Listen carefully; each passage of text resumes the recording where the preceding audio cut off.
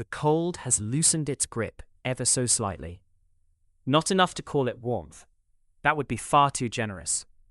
But after standing still for so long, the simple act of moving begins to wake muscles that had nearly forgotten their purpose.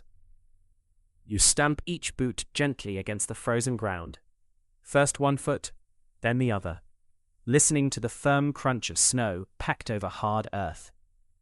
It is an oddly comforting sound, predictable, steady, proof that beneath this blanket of white, the world remains exactly where it was yesterday. You pull your gloves tighter around your wrists and adjust the thick wool scarf that has slipped low around your neck during the night. A few crystals of frost cling stubbornly to its woven fibers. As you brush them away, they sparkle briefly in the growing light before vanishing into the snow at your feet. The eastern sky has begun to soften. The stars, so clear only a short while ago, are fading one by one. They surrender quietly, not disappearing all at once, but retreating as a pale silver glow slowly spreads above the treetops.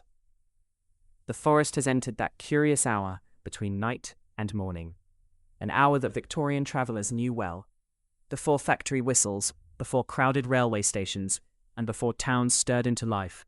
There existed this peaceful stretch of time when the countryside belonged almost entirely to those already awake. Shepherds crossing frozen fields, bakers lighting their ovens, milkmaids carrying empty pails, woodcutters setting out before dawn to make the most of the short winter daylight. And now, you. For a few moments, you simply stand and listen. At first, nothing. Then your ears begin separating one sound from another.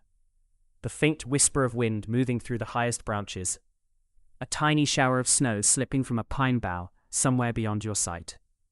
The distant tapping of what might be a woodpecker beginning its morning work. Yesterday evening, these same woods had seemed almost intimidating. Now they feel different. Not friendly exactly. Forests rarely become friendly overnight. But less mysterious. Daylight has a remarkable talent for shrinking fears that darkness happily enlarges. You glance back toward the fallen oak that sheltered you through the storm. Already it is becoming difficult to identify the exact place where you spent the night. Fresh snow has softened the outline of your makeshift bed, covering the crushed leaves and scattered twigs beneath a smooth white layer. Another snowfall, perhaps this afternoon or tomorrow, would erase every trace completely. It is a quiet reminder of how quickly nature reclaims what people leave behind. The Victorians understood this well. Many believed the countryside possessed a patience that no city could ever match. Roads might be built, estates divided, and railways laid across the landscape. Yet, fields continued growing crops, rivers continued carving valleys, and forests quietly carried on as they had for centuries. Perhaps that is why so many Victorian writers found themselves drawn back to the woods again and again. Within them, time seemed to move according to older rules. You take one final look at your shelter. It served its purpose. There is no reason to linger. Your satchel settles comfortably against your shoulder as you begin walking. The first steps feel cautious. Not because the ground is especially dangerous, but because the snow hides its small imperfections.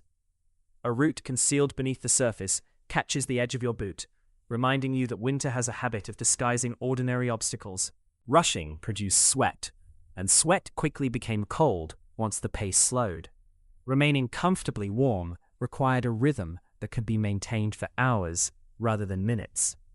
Without realizing it, you begin to settle into exactly that rhythm. Crunch, another step. Crunch, another breath. Your breathing gradually finds the same steady pace as your footsteps. The forest seems almost to approve. Sunlight finally reaches the highest branches. Not the bright golden light of summer mornings, but a pale winter glow that filters gently through the bare limbs overhead. It touches the snow in scattered patches, turning tiny crystals into countless points of light. For a moment, the woodland appears filled with stars once more. Only now, they lie upon the earth instead of the sky. You stop to admire the sight. There would have been no reason not to. Victorian travellers were not always in a desperate rush. Unless driving livestock or keeping to a strict coaching schedule, many journeys unfolded at a pace modern people might consider surprisingly slow. Walking 20 miles in winter was respectable work for a day. Along the way there was time to rest, to eat, to observe the countryside, and occasionally to exchange conversation with strangers met upon the road. Travel itself formed part of the experience, not merely the distance between two destinations. A breeze slips through the trees. This one is colder. You instinctively pull your coat closed with one hand. Heavy wool is remarkable fabric. Even damp, it continues trapping warmth close to the body, one reason it remained the preferred material for coats throughout much of the 19th century. It is heavier than modern clothing, certainly, and far less flexible. But standing here beneath the winter branches, you silently thank the sheep whose fleece now keeps the morning chill from settling any deeper into your bones. A movement catches your eye. Not far ahead, you stop without thinking. Between two young birch trees stands a small roe deer. It has seen you long before you noticed it. For several quiet seconds, neither of you moves. Its ears twitch. Your breath forms another pale cloud. The deer studies you with calm curiosity rather than fear.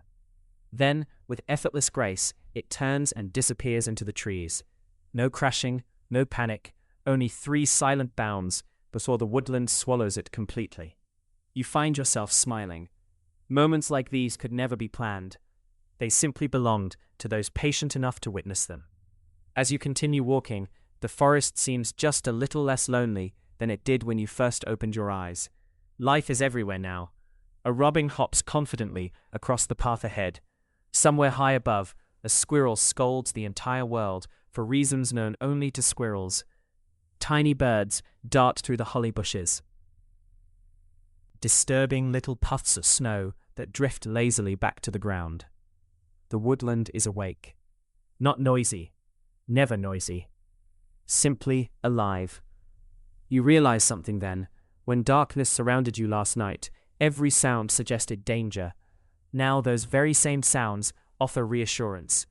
Each bird call, each rustling branch, each distant tap against the bark reminds you that morning has returned exactly as it always has. The forest kept its promise. It did not remain frozen in silence forever. And with every careful step carrying you farther beneath the ancient trees, you begin to feel something you had not expected when you first awoke beneath the fallen oak. Not certainty, not yet, but hope. The quiet, steady hope that somewhere beyond these snow-covered woods, smoke is already rising from cottage chimneys, bread is warming beside kitchen fires, and another ordinary winter day in Victorian England is just beginning. The forest asks something of every traveller. Patience. It does not reveal its paths all at once. Instead, it offers small clues, each one easy enough to miss if you hurry. You walk slowly, your boots settling into a comfortable rhythm as the morning light grows stronger with every passing minute. The snow beneath your feet is still untouched in most places, smooth and pale, as though no one has crossed this woodland for days. It is tempting to believe that you are the first. But forests have a way of hiding footsteps almost as quickly as they receive them. You lower your gaze, watching carefully where each boot lands. The habit comes naturally now. A twisted root rises just enough above the frozen ground to catch an unwary foot. Nearby, a scattering of acorns peeks through the snow where a squirrel has been digging for its forgotten winter stores. The deeper you look, the more details begin to emerge. It reminds you that traveling on foot is very different from traveling by carriage. Inside a coach, the countryside passes like a painting beyond the window. On foot, you become part of it. The woodland sets your pace. Your breathing follows the gentle slope of the land, quickening slightly as the ground rises before slowing again on the descent. The weight of your satchel shifts comfortably against your shoulder with each measured step. Nothing feels hurried anymore. That alone is something many Victorians understood better than we often do today. A journey was rarely measured only in miles. It was measured in weather, in daylight, in the condition of the roads, and in the strength remaining in one's legs. During winter, no sensible traveller expected to move quickly through unfamiliar countryside. The season itself demanded humility. A faint line catches your attention. It crosses your path almost unnoticed. You stop. At first, it appears to be little more than a shallow crease beneath the snow. You kneel, brushing away the powder with the back of your glove. There it is, a narrow strip of compacted earth, barely wider than your boot. Not a road, not even a proper track, simply a footpath worn into the woodland over many years by people making the same journey again and again. Perhaps a shepherd, perhaps children walking to a nearby village, perhaps a woman carrying eggs to market before sunrise. No single traveller created this path. It belongs to hundreds of ordinary lives. Unlike the great turnpike roads that connected London's bustling streets with distant cities, these woodland paths rarely appeared on official maps. They did not need to. The people who used them already knew where they led, one cottage to another, a mill beside a stream, a parish church whose bell could sometimes be heard through the trees on still mornings. Knowledge of these paths passed quietly from one generation to the next, often without anyone ever writing them down. You decide to follow it. The narrow trail bends gently between two enormous oaks whose trunks are so wide that it would take several people joining hands to surround them completely. Their bark is deeply furrowed, rough beneath your fingertips as you rest one gloved hand against the nearest trunk. How many winters has this tree witnessed? 100? 200? Perhaps more. When this oak first pushed its tiny leaves into the spring sunlight, England had looked very different. Kings had changed. Wars had come and gone. Empires had risen across distant oceans. Yet the tree had remained exactly here, patiently adding one ring of wood after another beneath its bark. There is something deeply reassuring about such quiet endurance. The snow muffles your footsteps so completely that another sound soon takes their place. Water. Very faint. At first you wonder if it is simply the breeze moving through the branches. Then you hear it again. A gentle trickle. You leave the path for a moment, stepping carefully between clusters of bramble until the trees begin to thin. There, half hidden beneath a crust of ice, runs a narrow stream. It is scarcely wider than a dining table. Most of its surface is frozen solid, yet here and there the current still pushes patiently through small openings in the ice, carrying dark water towards some unseen river farther down the valley. You crouch beside it. The water is astonishingly clear. Tiny pebbles lie scattered across the streambed, each one visible through the moving water despite the winter light. For countless generations, streams like this served as natural guides through Britain's forests. Long before reliable signposts existed, travellers often followed watercourses to avoid becoming lost. A stream almost always led somewhere useful. A village, a bridge, a mill, or eventually a larger river, whose banks connected scattered communities across the countryside. Nature provided directions long before people nailed painted signs to wooden posts. You remove one glove and dip your fingers into the flowing water. Instant regret. It is so cold that your hand begins aching almost immediately. You laugh quietly to yourself. Some lessons require no history book. You dry your fingers carefully against your coat before pulling the glove back on. As you rise, your eyes catch another curious detail. Several stones have been placed deliberately across the narrowest part of the stream. Flat stones, each spaced just far enough apart for an easy stride. A simple crossing. Nothing grand, no carved bridge, no iron railings, just a practical solution built by hands that valued usefulness over appearance. How many boots have crossed these stones? Farmers carrying tools, children racing one another after school, messengers delivering letters, woodcutters returning home as daylight faded. Each journey so ordinary that no one thought it worth recording. And yet together, they form the quiet rhythm of Victorian life. You step carefully from one stone to the next. The ice crackles softly around their edges, though each remains firm beneath your weight. Reaching the opposite bank, you pause and look back. Already your footprints begin filling with delicate flakes drifting from the branches overhead. The forest wastes little time in softening every trace of your passing. You pull your coat a little closer and continue along the narrow woodland path. Somewhere ahead, hidden beyond the trees, a rook calls loudly into the crisp morning air. Then another answers. The sounds drift through the forest like distant conversation. You cannot yet see another soul. But for the first time since waking beneath the fallen oak, you no longer feel as though you are walking through an empty world. The narrow footpath continues through the trees with quiet confidence. It twists gently around the great trunks of ancient oaks, avoids patches of tangled bramble, and rises almost imperceptibly as the land begins to climb. Whoever first walked this route understood the woodland well. The path wastes very little effort. It chooses the easiest ground, the driest soil, and the gentlest slopes, as though shaped not by a single traveler, but by generations of careful feet. You settle naturally into its rhythm. Left foot, right foot. The soft crunch of snow beneath your boots has become so familiar that you scarcely notice it anymore. Instead, your attention drifts toward the woodland itself. Morning has finally arrived, not with dramatic sunlight bursting over the horizon, but with the slow confidence of an English winter dawn. The pale light spreads evenly across the forest, revealing details that darkness had hidden only an hour before. The bark of every oak seems to carry its own character. Some trunks are deeply furrowed, their rough surfaces cloaked in emerald moss that somehow remains vibrant despite the season. Others bear long scars where branches have fallen during storms many winters ago. You stop beside one particularly enormous tree.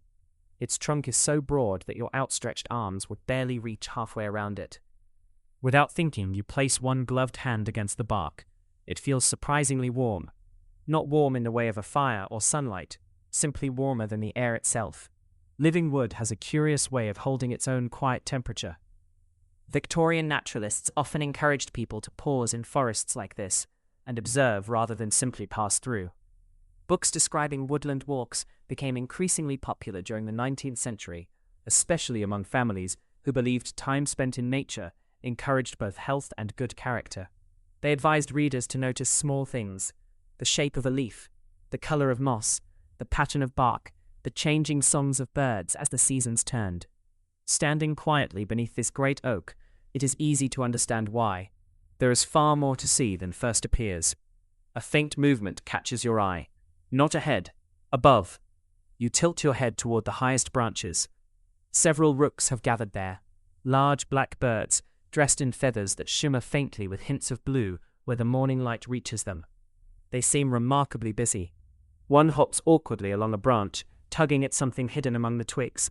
Another suddenly launches into the air, beating powerful wings before disappearing across the woodland. Their voices echo through the trees, harsh, almost argumentative, yet strangely reassuring. Victorian villages often measured the changing seasons by birds as much as by calendars. Farmers watched for returning swallows in spring. Children searched hedgerows for the first robin's nest. Rooks, however, remained constant companions throughout much of the year. Entire colonies, known as rookeries, occupied the same tall trees for generations. Families living nearby became so accustomed to their noisy conversations that silence often felt more unusual than the birds themselves. You smile as one rook scolds another with obvious enthusiasm. Some things never change. The woodland begins to descend, only slightly. The slope is gentle enough that you scarcely notice until your boots begin carrying you forward with less effort. Here the snow has settled differently. Small ridges ripple across the path where yesterday's wind swept through the trees before finally losing its strength. Your footprints become part of that quiet pattern, the only fresh marks in an otherwise untouched landscape, or so you believe. Then you notice another, a footprint, not yours, older. Its edges have softened beneath fresh snow, but it remains unmistakably human. The impression is larger than your own boot, and deeper as well. Whoever passed this way carried something heavy. Perhaps a bundle of firewood. Perhaps tools. The heel has worn unevenly, suggesting boots repaired more than once. Nothing about the track appears hurried. The stride is steady, deliberate. Someone accustomed to these woods. You find yourself wondering about them. Were they walking toward home or away from it? Had they crossed this same path yesterday afternoon, while you searched desperately for shelter from the approaching storm? Perhaps the two of you passed within only a few hundred yards of one another, without ever meeting. It is a curious thought. Thousands of ordinary journeys overlap in ways their travelers never realize. You rise and continue following the trek. Soon another clue appears. This time it is not a footprint. It is an axe mark. Fresh wood gleams pale against the dark trunk as a young ash tree. Several clean cuts have removed a small branch no thicker than your wrist. Nothing wasteful. Nothing careless. Only exactly what was needed. Victorian woodland workers developed remarkable skill in judging timber. Every species served a different purpose. Ash was prized for tool handles because it bent without breaking. Oak provided beams strong enough to support houses for centuries. Hazel supplied straight poles used in fences and woven hurdles. Even holly, stubborn and evergreen through the hardest winters, found its place in workshops, where its hard white wood became small tools and finely carved objects. Very little went unused. To people living close to the forest, every tree represented possibility. A breeze stirs the branches overhead. Loose snow drifts downward in glittering clouds. Tiny crystals settle silently across your coat. You brush them away, almost absent-mindedly. The movement reminds you how different winter travel must have felt before waterproof fabrics, insulated boots and heated homes. A damp sleeve remained damp. Wet boots stayed wet until dried beside a proper fire. Even something as simple as soaked stockings could become a serious problem during a long journey. People planned carefully because they had to. A forgotten scarf was more than an inconvenience. It might mean spending the day shivering. A broken bootlace could delay an entire journey. Comfort depended less upon expensive equipment and more upon preparation. It was a slower world. Perhaps also a more attentive one. The scent reaches you before the sound does. Wood smoke, faint, yet unmistakable. You stop immediately. This is stronger than before. Not carried randomly upon the breeze, consistent, nearby. You scan the woodland ahead. Nothing, only trees, yet smoke does not rise by itself. Somewhere beyond the next ridge, someone has already begun their day's work. Perhaps a charcoal burner tending one of the great earth-covered mounds that slowly transform timber into charcoal. Perhaps a forester boiling tea over a small fire before beginning to fell trees. Perhaps the chimney of an isolated woodland cottage hidden among the oaks. Whatever the source, it changes the forest. Until now you have walked through a landscape shaped mainly by nature. Now another presence quietly enters the story. Human life. Still unseen, but close enough for the morning air to carry its scent. You continue walking, a little more curious than before, a little more hopeful. The woodland, which only hours ago seemed endless and empty, now feels inhabited. Not crowded, never crowded, simply lived in. And somewhere beyond the trees, beyond the drifting smoke and the winding footpath, another ordinary Victorian morning is already unfolding, one that before long, you may become part of yourself. The smell grows stronger with every step. Not enough to sting your eyes, nor thick enough to settle heavily in the air. It arrives in gentle waves, carried by a breeze that wanders lazily through the trees before disappearing once again. You stop without thinking. There it is, wood smoke, warm, dry, comfortingly familiar. It is remarkable how quickly the mind responds to such a simple scent. Only a few moments ago, the forest felt endless once again. Ancient oaks surrounded you on every side, their bare branches stretching high above like dark fingers against the brightening winter sky. Now everything has changed. Somewhere nearby, another human being has already begun the day. You cannot see them, you cannot hear them, yet the smoke tells its own quiet story. Someone has gathered fuel, someone has struck a spark, someone has watched the first flames catch hold while the rest of the forest was still waking beneath its blanket of snow. Without realizing it, your pace slows. There is no reason to hurry. The fire has clearly been burning for some time. Whoever lit it is unlikely to vanish in the next few minutes. Instead, you allow yourself to enjoy the simple reassurance that comes from knowing you are no longer entirely alone. The path bends gently around a cluster of old beech trees. Unlike the great oaks that dominate much of the woodland, the beeches retain many of their copper-colored leaves throughout winter. They rustle softly above your head whenever the breeze stirs, creating a dry whisper unlike the sharper sound of bare branches knocking together. Victorian children sometimes called beech woods the talking forests. On windy days, thousands of dry leaves would murmur together high above the ground, producing a constant, gentle sound that seemed almost like distant conversation. Standing beneath them now, you begin to understand why. The woodland never truly falls silent. It simply changes its voice. A pair of wrens dart suddenly from a tangle of ivy wrapped around a fallen trunk. They disappear almost as quickly as they appeared. Small birds like these survived winter through astonishing determination. Their tiny bodies concealed remarkably fast hearts, burning precious energy throughout the coldest nights simply to remain alive. Many Victorian naturalists admired them greatly, not because they were rare, quite the opposite. Wrens were everywhere, ordinary, yet capable of surviving conditions that seemed impossible for creatures so small. You continue walking. The ground begins rising once again, not steeply, just enough to remind your legs that they have already carried you several miles since leaving yesterday's shelter. Your breathing deepens slightly. The cold air still bites the inside of your lungs, but it no longer feels unpleasant. Your body has accepted the morning. The forest has accepted you as well. The smoke returns, stronger this time. So strong, in fact, that you instinctively lift your eyes toward the treetops. At first you see nothing. Then, a thin grey ribbon rises above the branches. It twists lazily into the pale winter sky before the breeze gently tears it apart. You smile. You were right. The fire is close, perhaps only a few hundred yards away. The thought brings with it another question. Who would already be working in the forest at this hour? A woodcutter, perhaps. Winter was one of the busiest seasons for felling timber.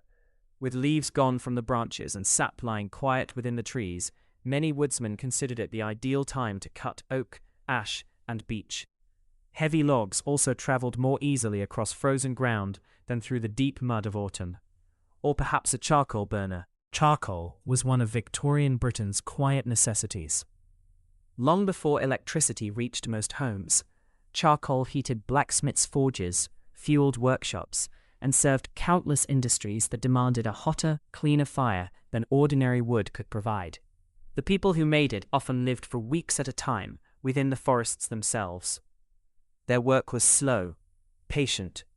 A carefully stacked mound of timber would be covered with turf and earth before being allowed to smoulder gently for days. Too much air, and the wood would simply burn to ash. Too little, and the fire would die. It required experience passed from one generation to the next. As you walk, the smell itself begins to change. The sharp scent of burning oak mixes with something richer, sweeter.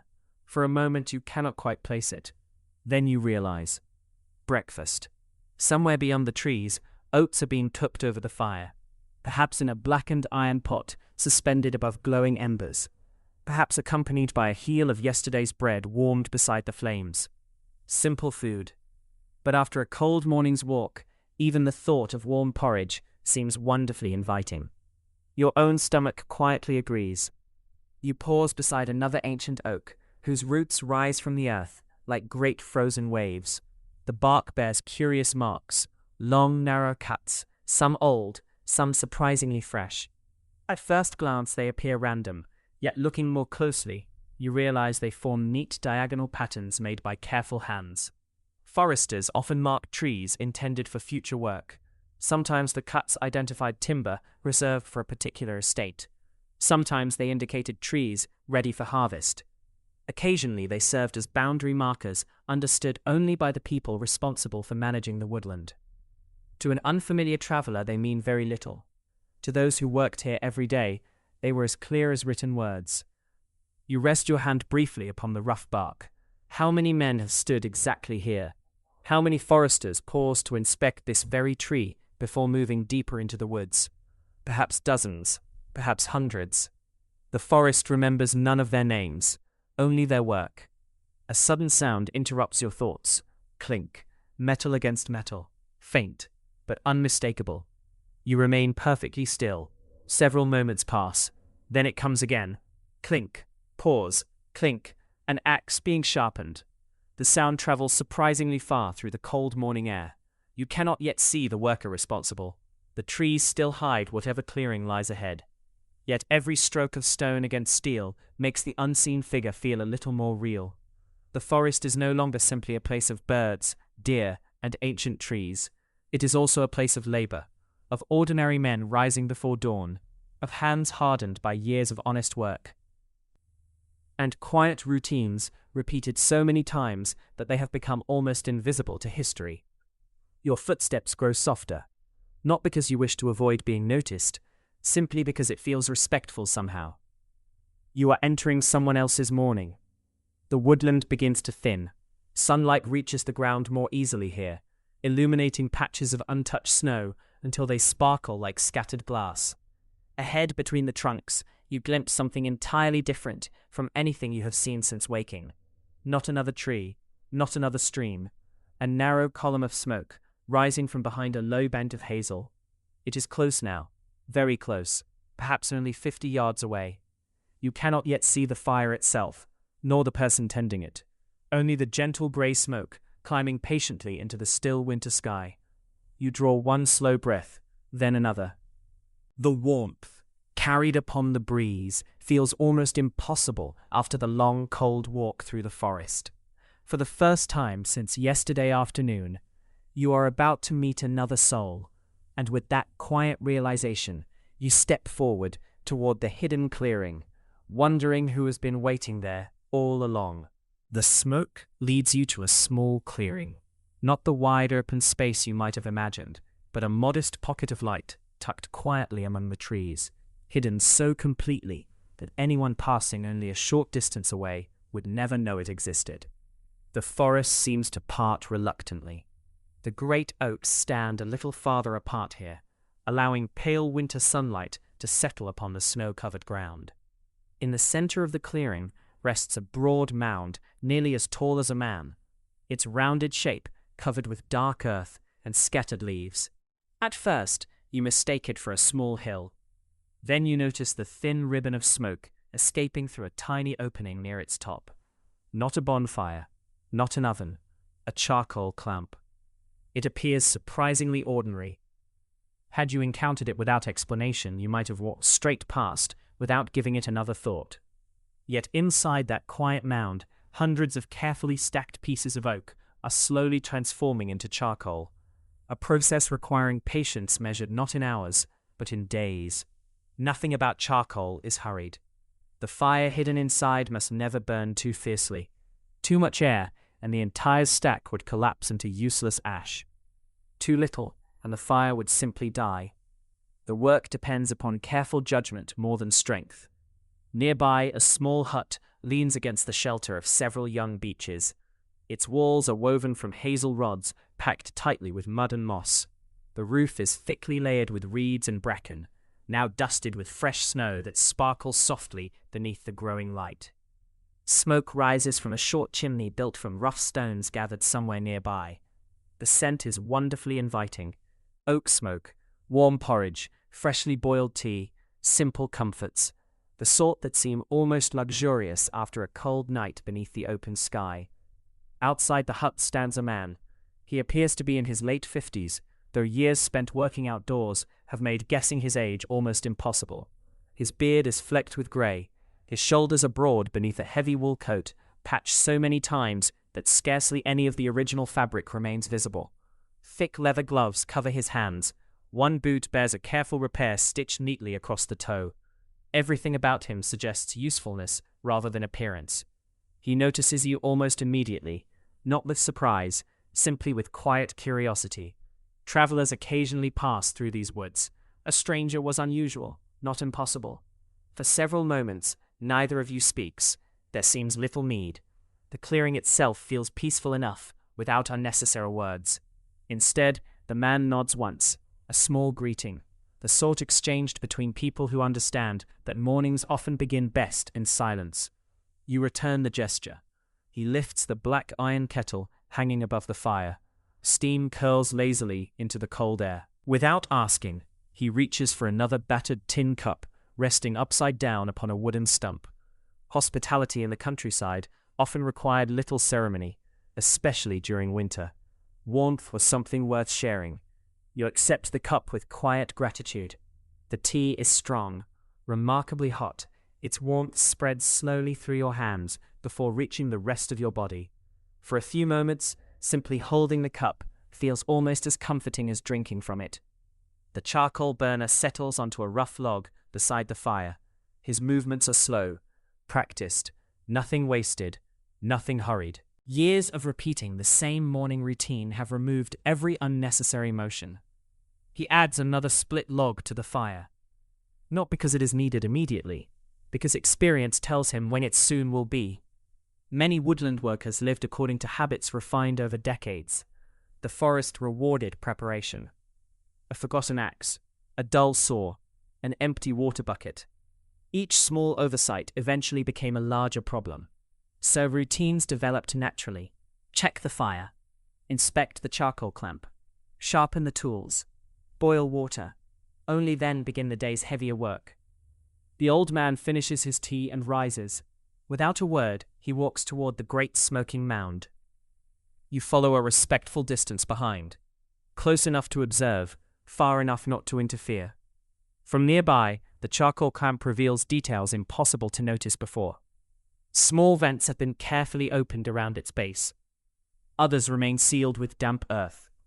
The burner kneels, placing one weathered hand close to a vent. Not touching, simply feeling. Apparently satisfied, he removes a little soil with a wooden shovel before covering another opening nearby. The adjustments seem tiny, almost insignificant, yet each one changes the amount of air feeding the slow fire hidden within. Watching him work is strangely hypnotic. There is no rush, no loud noise, no dramatic movement, only quiet attention. You begin to understand why charcoal burning often remained a family trade. Books could explain the process. Experience taught everything else. The color of the smoke, the smell of the escaping gases, the warmth radiating through the earth. Tiny clues invisible to everyone except those who had spent years learning to notice them. The old burner glances toward you and smiles faintly. "She's behaving herself today," he says, his voice rough but gentle. At first the words seem puzzling. Then you realize he is speaking about the charcoal clamp itself, as though it were alive. Perhaps, in a way, it is. The slow fire hidden inside must be fed, watched, understood, almost like caring for a stubborn animal. Many Victorian workers developed similar relationships with their tools and workplaces. Millers spoke affectionately of water wheels. Sailors referred to ships as though they possessed personalities. Farmers knew individual horses well enough to recognize their moods. Spending every day alongside something often transformed it into more than a simple object. The burner returns to the fire. He stirs the porridge, waiting patiently inside the iron pot. Oats, water, a little salt. Nothing more. Yet the smell alone is enough to make you realize how hungry you have become. He notices. Without asking another question, he reaches for a wooden bowl. A generous ladleful disappears into it, then another. He passes the bowl across. Only quiet kindness, offered between strangers on a freezing winter morning. The porridge is wonderfully plain. Warm, thick, comforting, steam rises gently with every spoonful. It may not be the finest breakfast in Victorian England, but after a night spent beneath a fallen oak, it feels impossible to imagine anything better. As you eat, the forest carries on around the clearing. A robin lands briefly upon the woodpile before darting away again. The smoke drifts upward through bare branches. Somewhere beyond the trees, the steady tapping of another axe echoes faintly through the woodland. Life continues at its own unhurried pace. For the first time since losing the road yesterday, you are no longer merely surviving the forest, you are beginning to belong within it. For a little while, neither of you speaks. There seems no need. The morning has settled comfortably over the clearing, wrapping everything in a quiet that feels earned rather than empty. The fire crackles softly between you. Steam continues to curl from the kettle, disappearing into the pale winter sky before the cold can claim it. The charcoal burner rinses his wooden bowl with a splash of water from a small oak bucket. Nothing is wasted. Not the water, not the ashes beneath the fire, not even the smallest piece of timber stacked neatly beside the hut. Living in the woodland has taught him that every object has another purpose waiting to be discovered. You notice that even the pile of firewood has been arranged with surprising care. The largest logs stand upright beneath a simple lean-to made from split poles and rough planks. Medium-sized branches are stacked in tidy rows beside them, while bundles of kindling rest beneath a canvas sheet weighted down with smooth stones. Everything is protected from snow. Everything has its place. Victorian woodland workers often judged one another by the condition of their tools and stores rather than the condition of their clothes. A patched coat mattered very little. A carelessly maintained woodpile suggested something far more serious. Wet timber produced poor fires meant wasted time, and wasted time meant lost wages. The old burner notices your curiosity. A dry log, he says quietly, lifting one piece of oak from the stack, works twice. He pauses, turning it thoughtfully in his hands. Once when it warms you. A faint smile appears beneath his beard, and again when it saves you the trouble of cursing damp wood. You cannot help smiling in return. The remark is delivered so calmly that it feels less like a joke and more like a lesson learned many winters ago. He carries the log toward the fire, but does not throw it onto the flames immediately. Instead, he places it close enough for the heat to begin drying its surface. Even firewood, it seems, benefits from patience. The morning light has grown stronger now. Sunbeams filter through the bare branches in long golden columns, illuminating tiny ice crystals drifting lazily through the air whenever the breeze stirs the trees. Every frozen twig sparkles. Every cobweb, stretched between the hedgerow, glitters as though woven from glass. You had expected a Victorian forest in winter to feel bleak. Instead, it feels quietly beautiful. Not dramatic, not overwhelming. Simply honest. Beauty here does not announce itself. It waits for someone willing to notice. The burner reaches to his axe. Only now, standing so close, do you truly examine it. The handle is smooth from decades of use. Its pale ashwood has darkened where countless hands have gripped it.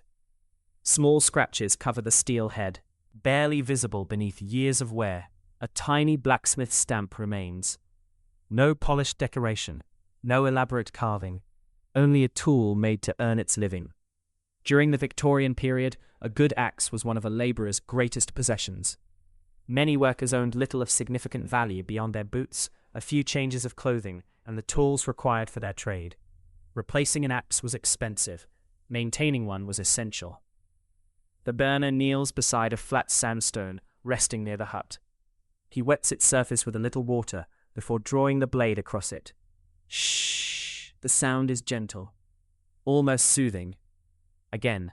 Shh! A tiny curl of bright steel catches the sunlight. Again. There is something almost hypnotic about watching a craftsman perform a task he has repeated thousands of times. No movement is wasted. Every angle remains consistent, every stroke deliberate. Victorian craftsmen often believed that sharpening a blade was not time taken away from work. It was part of the work itself. A dull edge demanded greater effort. A sharp one allowed the tool to do much of the labor.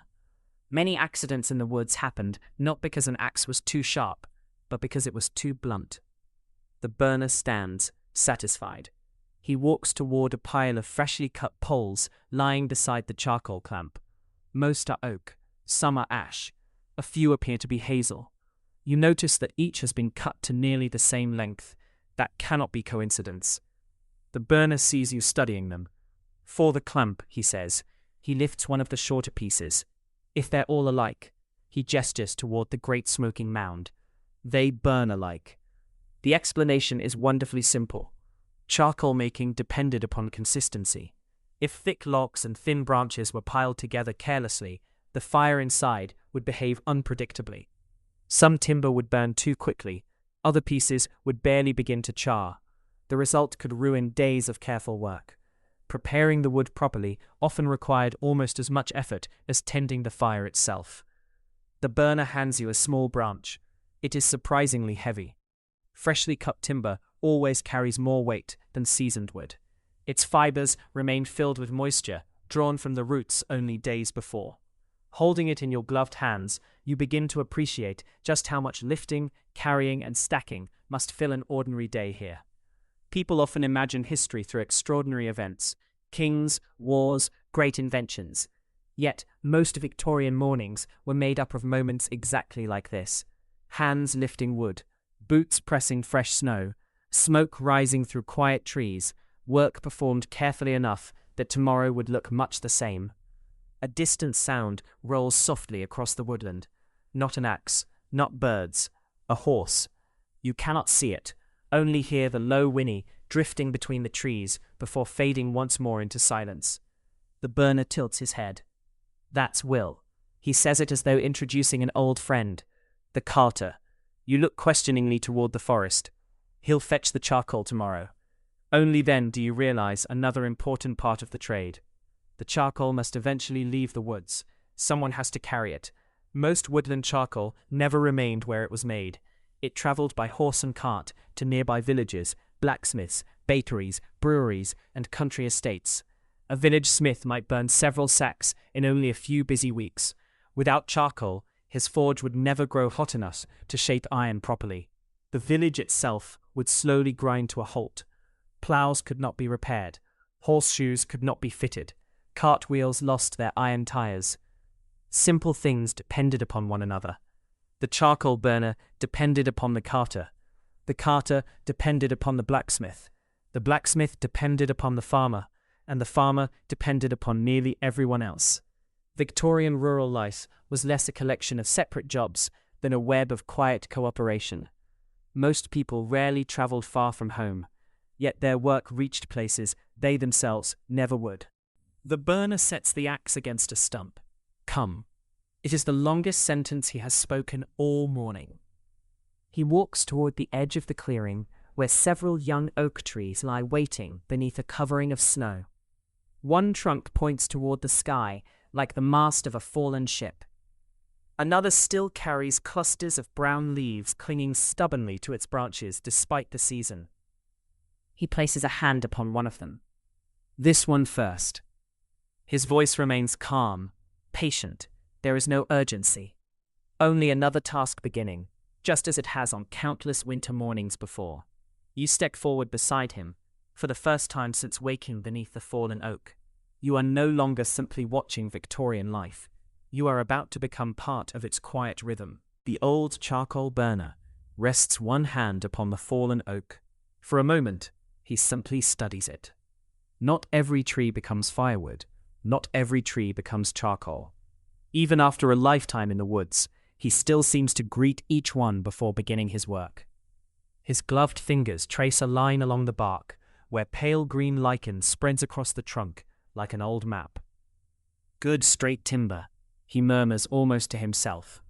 Only then does he lift the axe. The first swing is not powerful, it is precise. The blade strikes exactly where he intended, biting cleanly into the frozen wood with a dull, satisfying thud. Small splinters scatter across the snow. The sound echoes through the trees before disappearing into the stillness. He pauses, not because he is tired, because he is listening. Every experienced woodsman learned to listen almost as much as he looked.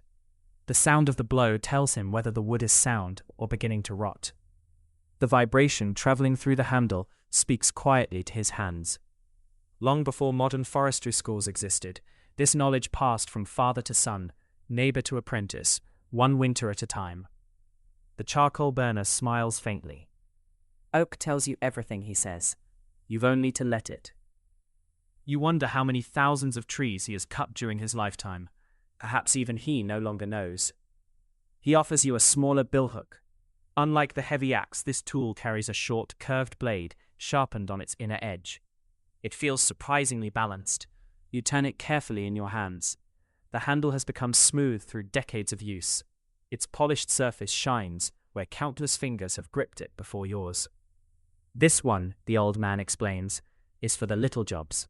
He points toward a heap of branches. No sense using an axe where a billhook will do. Victorian woodland workers depended upon tools that modern people rarely recognize. The billhook ranked among the most useful. It trimmed branches, split kindling, cut hazel rods, prepared fence posts, shaped walking sticks. Some craftsmen claimed they could spend an entire day working with nothing more than a good billhook hanging from their belt. You kneel beside the pile of branches. The burner demonstrates once. One smooth cut. Another. The smaller limbs fall away cleanly, leaving a straight length of timber ready to join the others. When you imitate the movement, your first attempt feels awkward. The blade catches slightly. The cut is untidy. The old man says nothing. He simply demonstrates again. Slowly, patiently. His movements reveal something important. Speed is never the goal. Accuracy comes first. Speed follows naturally. That lesson seems to apply to almost everything in the Victorian countryside. The work settles into a comfortable rhythm. Trim, stack, carry. Trim, stack, carry. Soon your hands begin to understand the motions without asking permission from your thoughts. The branches form neat piles according to size. The thickest poles rest together. The thinner pieces lie separately. Even the smallest twigs are gathered carefully. Nothing will be left to waste. Victorian estates often managed woodlands with remarkable efficiency. Dead branches heated cottages. Straight poles repaired fences. Young hazel became woven hurdles for sheep pens.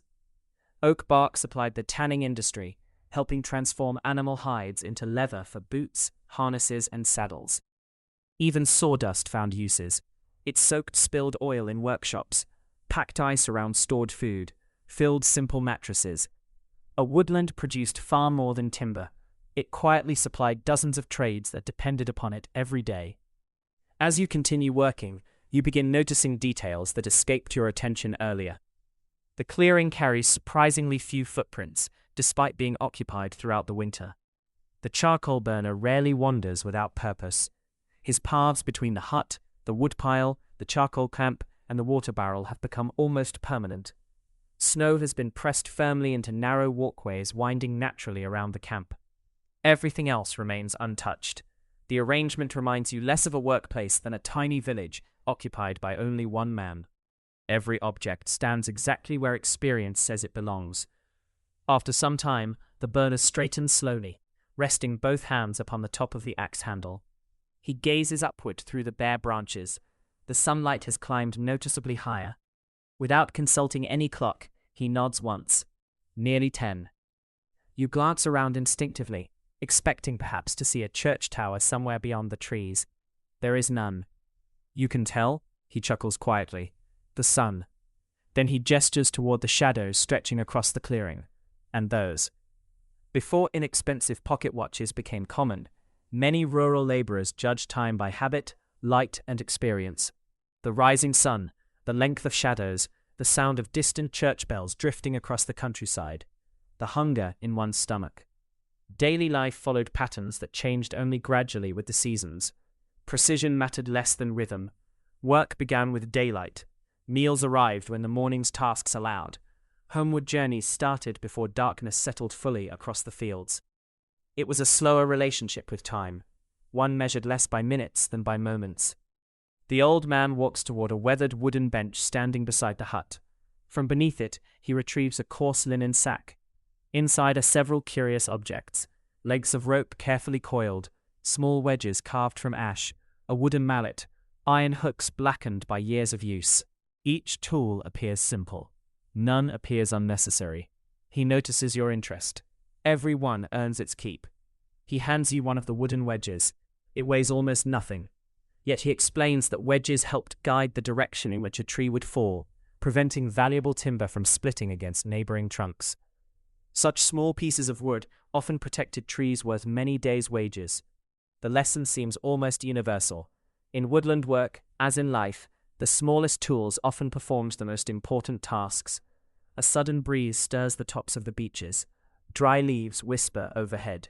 The robin returns once again, landing confidently upon the handle of the wheelbarrow, before cocking its head toward you. It seems entirely unafraid. Perhaps the charcoal burner has fed it through many winters. Perhaps it simply understands that quiet people seldom present danger.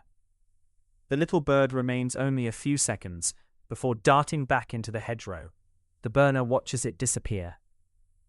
"They're always first," he smiles, "and usually last to leave." You follow his gaze into the trees. The forest no longer feels unfamiliar. Only yesterday evening it seemed like an endless wilderness where every shadow concealed uncertainty. Now it has become something else entirely. A workplace, a home, a living landscape shaped by ordinary people whose names may never appear in history books, yet whose daily labor quietly warmed homes, repaired tools, and sustained entire villages. You realize that before the day is over, you will leave this clearing. But you also know that long after you have gone, the old charcoal burner will still be here, tending the slow fire, watching the smoke, listening to the trees, keeping time with the patient rhythm of the woods. The morning continues almost without your noticing. The winter sun never climbs very high, yet it has reached a point where its pale light now spills directly into the clearing. The frost that coated the upper branches begins to soften, and every so often a shower of tiny crystals drifts lazily downward, sparkling briefly before disappearing into the snow beneath your boots. The charcoal burner notices none of it, or perhaps he notices all of it. It is difficult to tell. There are people who constantly comment upon the world around them, and there are others who have lived within that world for so long that they no longer feel the need to speak about it. He belongs to the second kind. Without a word, he shoulders several trimmed poles and begins walking toward the great charcoal clamp. You follow with another armful. Only when you stand beside the smoking mound do you realize just how enormous it truly is. From a distance it had seemed little more than a rounded hill. Standing beside it, however, you discover that it stretches nearly 20 feet across. Hundreds of pieces of timber lie hidden beneath its covering of turf and earth. Each one had been stacked carefully around a central chimney before the fire was lit. There is nothing random about its construction. The old burner taps the side gently with the back of his gloved hand. The sound surprises you. Instead of a dull thump, the mound answers with a hollow note. "There," he says quietly. "Hear that?" You nod. It means she's settling. Again he speaks of the charcoal clamp as though it were alive. Perhaps after spending weeks tending a single burn, it becomes difficult not to think of it that way. It breathes through its vents. It changes its mood with the weather. It demands attention at every hour of the day, and sometimes the middle of the night. In return, it rewards patience. The burner kneels beside one of the lower air holes. A thin thread of blue-grey smoke escapes lazily through the opening. He studies its color for several seconds. Not black, not white, a soft blue-grey. Apparently satisfied, he nods once. Victorian charcoal burners became experts at reading smoke. Its color revealed what was happening deep inside the mound where no eye could see. Dark smoke often suggested moisture. Thick white smoke could indicate escaping steam. Clear bluish smoke frequently meant the burn was progressing well. Years of experience allowed skilled burners to judge the condition of the fire almost as easily as another person might judge the weather. It is an extraordinary skill, one almost entirely forgotten today. You ask him whether he ever leaves the woodland. He thinks for a surprisingly long time before answering. Sometimes, his eyes remain fixed upon the smoking mound. He presses another handful of damp earth against a tiny crack where smoke has begun escaping. But not often. It occurs to you that while many Victorian labourers travelled daily between village and workplace, charcoal burners sometimes remained in the forest for weeks. The work demanded constant attention. A single neglected night could undo many days of careful labour. Heavy rain might require adjustments. Strong winds could change the way air moved through the vents. Even an unexpected frost occasionally altered the behaviour of the slow-burning timber inside. The clamp could never simply be abandoned. Someone always had to watch. Someone always had to listen. Someone always had to notice the little things. The old man smiles faintly. The woods tell you when something's wrong. You glance around. They do? He nods. If the birds stop singing, he pauses. If the smoke smells different, another pause. If the fire goes quiet. His weathered face turns toward the mound once more. You know. His answer is strangely comforting, not because it explains everything, because it reminds you that experience often notices patterns long before words can describe them. The morning's work continues. You help carry another bundle of timber from the edge of the clearing. This pile contains mostly hazel. The poles are slimmer than the oak, almost perfectly straight despite their length. The burner notices you examining them. Hurdles, he says, only one word. Then, seeing your puzzled expression, he explains. Hazel had long been prized for making woven fences known as hurdles. Before rolls of wire fencing became common, thousands upon thousands of these movable wooden panels divided fields, guided livestock, and enclosed gardens across Britain. They were surprisingly light, remarkably strong, and when one finally wore out after years of service, its wood often found a second life, warming someone's hearth. The countryside rarely wasted good timber. You imagine craftsmen sitting patiently beneath open sheds, weaving flexible hazel rods between upright stakes, until neat latticework slowly emerged beneath their hands. It was careful work, steady work. Like so many rural trades, it rewarded patience rather than haste. A gust of wind suddenly sweeps through the clearing, not violent, merely firm enough to stir the smoke into graceful spirals. The old burner immediately lifts his head. You notice the change almost before he does. The smoke no longer rises straight upward. Instead, it leans gently toward the east. He smiles. Weather's changing. You look toward the sky. The clouds appear much as they did earlier. What makes you think so? The wind, he answers without hesitation. It'll be warmer tomorrow. You wonder how he can possibly know. Long before national weather forecasts reached ordinary households, people whose livelihoods depended upon the outdoors learned to observe countless small signs. The direction of drifting smoke, the movement of high clouds, the behavior of rooks gathering before dusk, the sharpness of distant hills, the amount of moisture carried upon the morning air. None offered certainty. Together, they often provided surprisingly reliable guidance. The forest itself became a kind of calendar, one that could be read only by those willing to pay attention. The burner walks toward the hut once more. From a hook beside the doorway, he removes a heavy leather satchel. Its buckle has been repaired more than once. The corners have softened with age. Inside are several folded papers wrapped carefully in cloth to protect them from damp. He notices your curiosity. Accounts, he says. Not every charcoal burner worked independently. Many were employed by large estates that owned extensive woodlands. The amount of charcoal produced had to be measured, deliveries recorded, payments carefully noted. Estate stewards often visited from time to time, checking the work before arranging carts to carry the finished charcoal away. Even here, deep within the quiet forest, the rhythms of Victorian commerce were never very far away. The old man unfolds one sheet. You glimpse neat columns of figures written in faded brown ink. Dates, quantities, names, nothing decorative. Simply the written record of ordinary labor. It strikes you that history often survives not only in grand speeches and famous letters, but also in humble account books like these. Lists of timber, deliveries of charcoal, a few shillings earned after weeks of patient work, tiny records of lives that would otherwise disappear. The charcoal burner closes the satchel and hangs it back upon its peg. He brushes a little snow from the bench outside the hut before sitting down with a slow, satisfied sigh. The hardest work of the morning is nearly finished.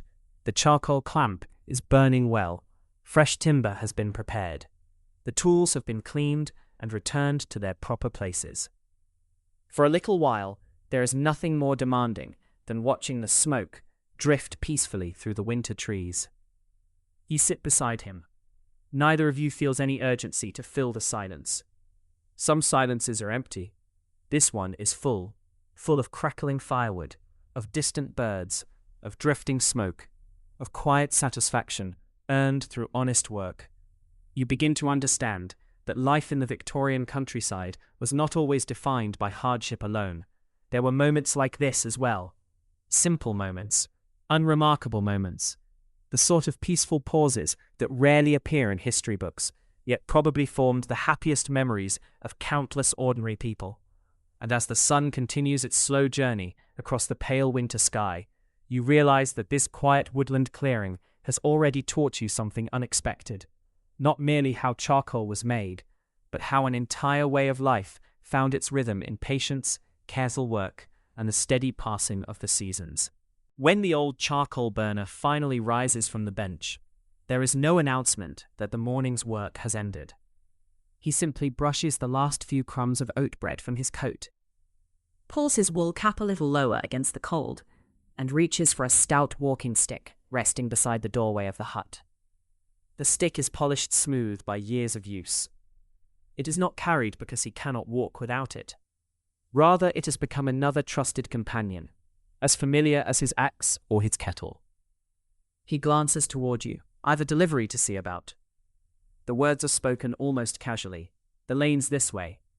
He begins walking before you have the chance to reply. You fall into step beside him. The clearing disappears surprisingly quickly behind you. Within only a minute or two, the charcoal clamp can no longer be seen. The hut vanishes behind curtains of young hazel.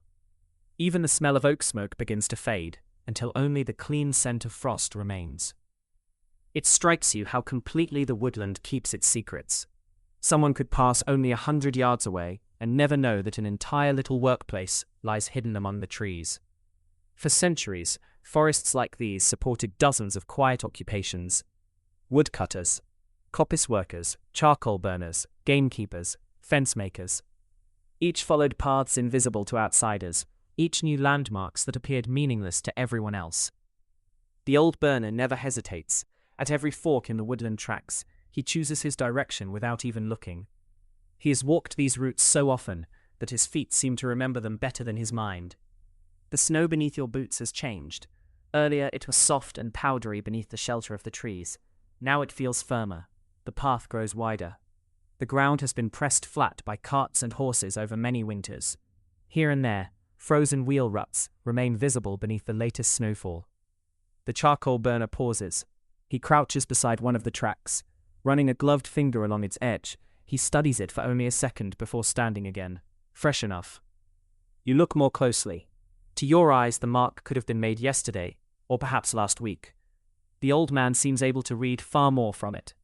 Country people often became remarkable observers without ever thinking of themselves as such. A hunter noticed where a rabbit crossed a hedge. A shepherd recognized which sheep had wandered from the flock. A farmer knew which neighbor's horse had passed, simply from the shape of its hoof. The countryside rewarded attention. Small details often mattered. The lane bends gently downhill. Gradually, the woodland begins to change. The great ancient oaks become less frequent.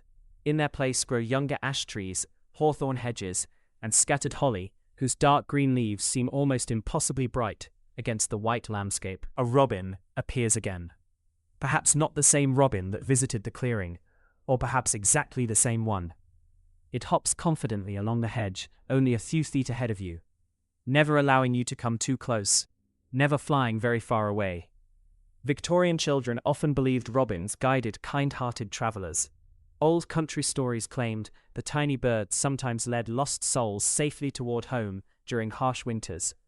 Most adults smiled at such tales, yet many quietly admitted they never chased robins away from their gardens. Some traditions survived because people enjoyed believing them. Others survived because they reminded communities to treat even the smallest creatures with kindness. The old burner notices the bird. "They're clever," he says. "Always know where the earth's soft." You watch as the robin suddenly darts into a patch where the snow has begun melting beneath a hedge. Within seconds, it emerges holding a tiny worm. The old man smiles with quiet satisfaction. "Told you." The lane widens again. Ahead, the trees begin opening onto fields. The transition feels gradual rather than sudden. One moment you are walking beneath branches, the next, the countryside stretches away before you in gentle rolling hills dusted with fresh snow. Dry stone walls divide some fields, others are bordered by thick hedgerows, carefully maintained through generations of trimming. Beyond them graze a small flock of sheep. Their thick winter wool makes them appear almost round from a distance. Thin curls of breath drift from their noses as they quietly crop what little grass remains above the frozen ground. The charcoal burner leans upon his stick. They'll be glad of spring. So will everyone else, you reply. He laughs softly. Aye. That single word carries remarkable warmth. Winter demanded patience from everyone. Farmers waited for longer days, gardeners waited for softer ground, shepherds waited for lambing season. Even children counted the weeks until they could once again spend long afternoons outdoors without numb fingers and frozen boots. Victorian life moved with the seasons far more closely than modern life does. There was little point wishing winter away. Better to accept it, prepare for it, and appreciate spring all the more when it finally arrived. As you continue down the lane, another sound slowly reaches your ears. Not birds, not wind, a steady metallic ringing, clear, rhythmic. Clang, pause, clang, pause. The charcoal burner smiles before you even ask. The smithy's awake. Somewhere beyond the rise ahead, a blacksmith has already begun heating iron. Each measured strike echoes gently across the frozen countryside. The sound feels strangely reassuring, not loud enough to disturb the peace, only enough to remind you that the village beyond the hill has begun another ordinary working day. You find yourself looking forward to reaching it. After hours spent among silent trees, the distant signs of everyday life feel welcoming. Smoke rises from several unseen chimneys. The scent of coal joins the lingering smell of wood fires. A dog barks once, then twice. Somewhere a rooster crows rather late, as though winter itself has persuaded him to sleep a little longer. The charcoal burner chuckles. Nearly there. You climb the final gentle slope. At its crest, he stops. Without speaking, he simply gestures ahead with his walking stick. You follow the direction of the worn wooden staff. Nestled comfortably within the shallow valley lies a small Victorian village. Stone cottages cluster around a narrow crossroads. Grey smoke curls peacefully from almost every chimney. The square church tower rises above the rooftops, its weathered clock face catching the pale winter sun. Nearby, you can make out the blacksmith's forge, where bright sparks leap briefly into the cold air each time the hammer falls. A baker's chimney sends up another ribbon of smoke. A horse and cart creak slowly along the main lane. Several children, wrapped in oversized scarves and woolen caps, hurry together carrying slates beneath their arms. The village is neither grand nor wealthy. It is simply alive, busy in the quiet, unhurried way that rural England had been for generations. You stand for a long moment, taking in the peaceful scene below. Only yesterday evening, you had been lost beneath dark trees, wondering whether you would find shelter before the snow grew deeper. Now, as church bells begin ringing softly across the valley, you find yourself smiling. The journey through the forest is behind you. Ahead waits an entirely new chapter of Victorian life. And with one final glance toward the woodland that sheltered you through the coldest night, you begin walking down the lane toward the village. You and the charcoal burner continue down the gentle slope together, your boots making a soft crunch with every step. From this distance, the village seems almost untouched by time. Thin ribbons of smoke drift lazily from every chimney, rising only a short distance before the cold winter air presses them flat against the pale sky. Somewhere ahead, another church bell rings, its deep notes rolling gently across the valley before fading into silence. The old man smiles. That'll be 11:30. You glance toward the church tower. You can tell just by the bells. He nods. Been hearing them near 40 years. He says it so matter-of-factly that you realize something you had never considered before. For generations of villagers, church bells were not simply reminders to attend Sunday service. They measured ordinary life. They announced weddings and funerals, warned of fires, marked the beginning of harvest, celebrated Christmas, and perhaps most importantly, quietly divided each day into familiar moments that everyone understood. Long before every household owned a reliable clock, the sound of bells connected an entire community. The lane gradually changes beneath your feet. The snow grows thinner here. Cartwheels, horses, and dozens of boots have packed it firmly into the frozen earth. Here and there, patches of gravel peek through the white covering. Someone has scattered ashes from a fireplace along the steepest section to make walking safer. It is a simple solution, yet an effective one. Victorian villages relied heavily upon cooperation during winter. Neighbors often cleared paths together after heavy snowfall. Farmers lent horses to pull stuck wagons. Children carried coal or firewood to elderly residents unable to fetch it themselves. Life in a small community depended as much upon kindness as it did upon hard work. No one could truly face a harsh winter alone. As you pass through the first stone gateway, the village begins revealing itself, one small detail at a time. The cottages are built from honey-colored limestone, their walls thick enough to keep warmth inside during winter and cool air trapped during summer. Many roofs are covered with slate, darkened by decades of rain. Others still wear old thatch beneath a light dusting of snow. Small gardens stretch before nearly every cottage. Most now lie asleep beneath winter frost. Yet even now they promise spring. You notice rows of bare bean poles standing neatly beside frozen vegetable beds. Apple trees spread twisted branches above low stone walls. Bundles of dried herbs still hang beneath several cottage windows. The old burner notices your interest. Everyone grows something, he says, even if it's only onions. Growing food remained an important part of village life throughout the Victorian period. Even families who worked as blacksmiths, carpenters, or shopkeepers often kept modest kitchen gardens. Cabbages, leeks, turnips, carrots, potatoes, simple crops that quietly stretched household incomes through the colder months. Many cottages also kept a few hens wandering freely through the yard. Fresh eggs were valuable. Almost nothing went to waste. A cheerful clucking interrupts your thoughts. 3 chickens emerge confidently from beneath a wooden cart. Their feathers appear almost impossibly bright against the snow. One pauses to scratch energetically at a patch of bare earth where the winter sun has melted away the frost. Another balances upon a low stone wall before fluttering awkwardly down again. The charcoal burner chuckles. They think spring's come. You smile. I hope they're right. He laughs softly. So do I. Ahead, 2 children hurry along the lane, wrapped almost completely in oversized woolen scarves. The older girl carries a slate tucked tightly beneath one arm while holding her younger brother's mitten with the other. They slow politely as they pass.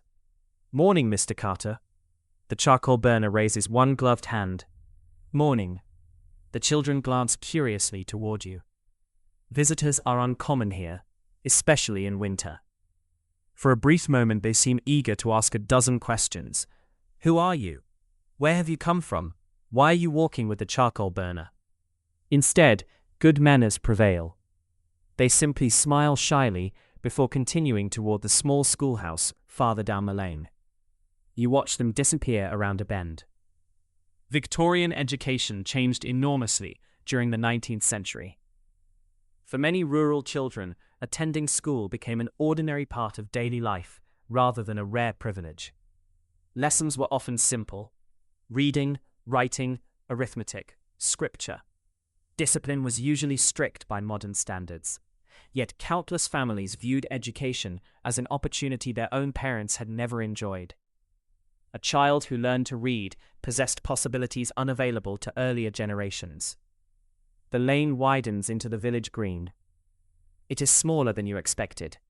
No grand marketplace, no bustling crowds, simply an open space where several roads meet beneath the spreading branches of an ancient oak.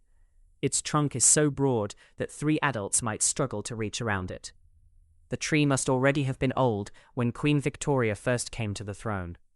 Perhaps older still. A wooden bench circles part of its base. Fresh footprints surround it. The village clearly continues using it throughout every season. Nearby stands the parish pump, A young woman wrapped in a thick brown shawl works its iron handle with steady determination. Each downward stroke produces a hollow squeak before clear water splashes into the waiting bucket. Two smaller children stand nearby, stamping their feet to keep warm. Water freezes quickly at this time of year. The woman notices you looking. She smiles politely. "Cold one today." It certainly is.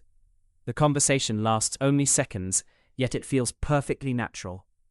In villages like this, countless small exchanges stitch the community together. A greeting, a shared observation about the weather, an offer of assistance lifting a heavy bucket. Relationships often grew through thousands of ordinary moments rather than extraordinary events. The charcoal burner leads you farther into the green. Near the center stands a weathered notice board protected beneath a tiny pitched roof. Several handwritten announcements have been pinned carefully beneath glass. One advertises livestock for sale. Another announces a church supper to be held the following week. A third seeks a young apprentice for the village coper, the craftsman responsible for making barrels. You pause to read them. The burner smiles. "That's our newspaper."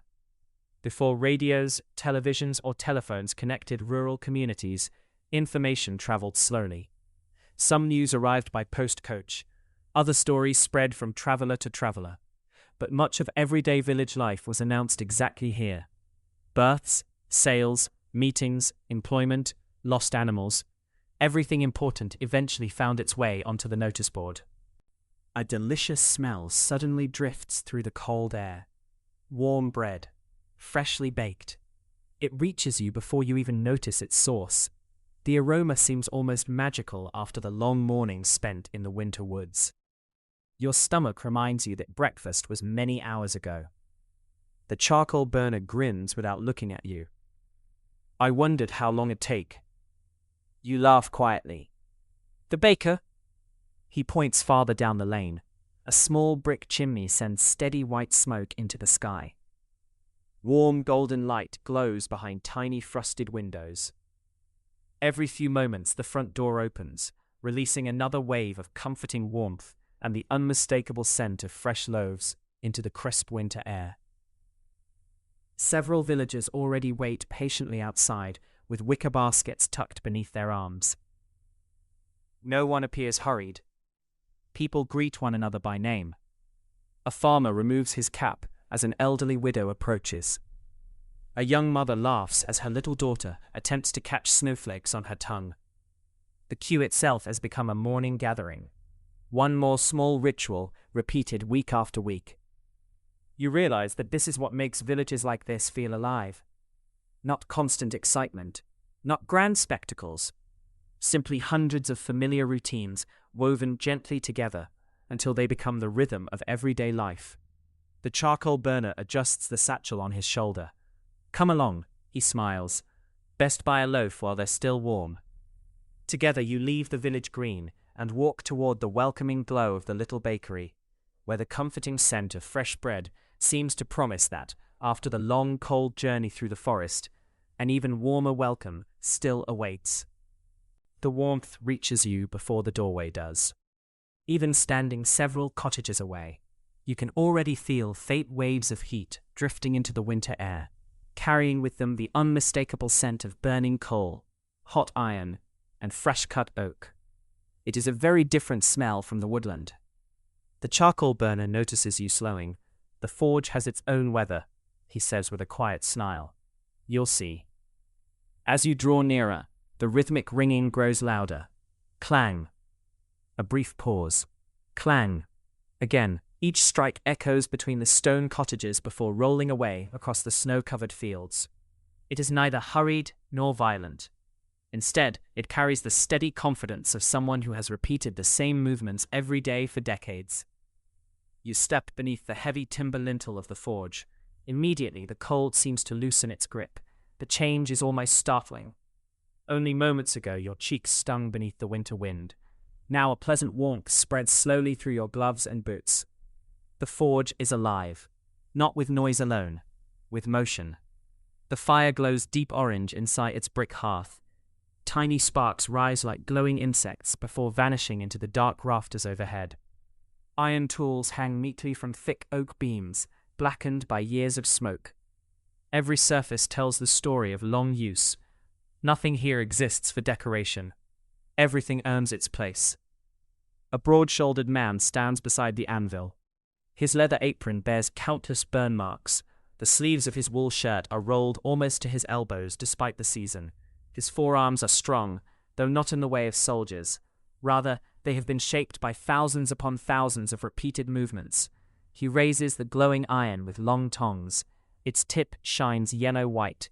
For only a moment. Then, clang. The hammer falls.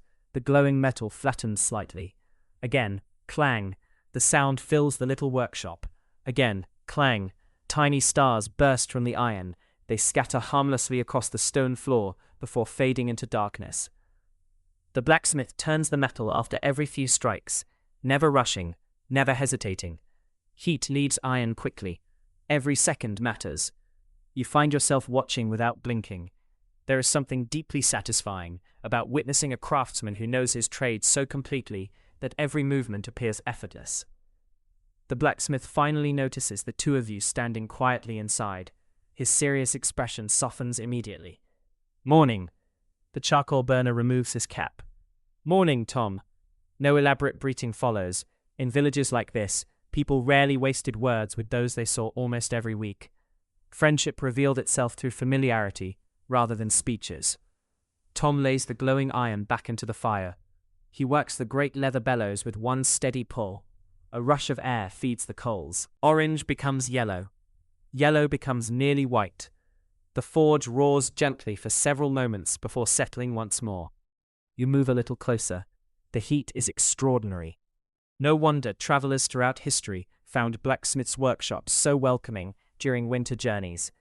The warmth seems to soak straight into your bones. The blacksmith notices your curiosity. "Never seen one before?"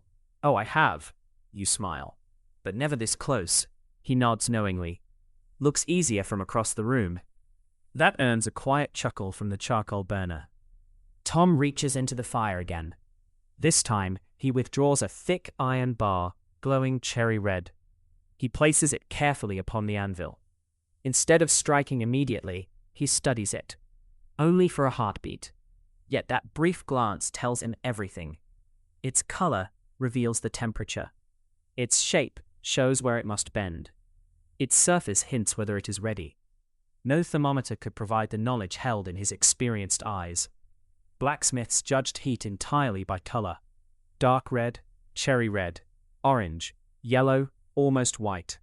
Each shade told them exactly how the metal would behave beneath the hammer.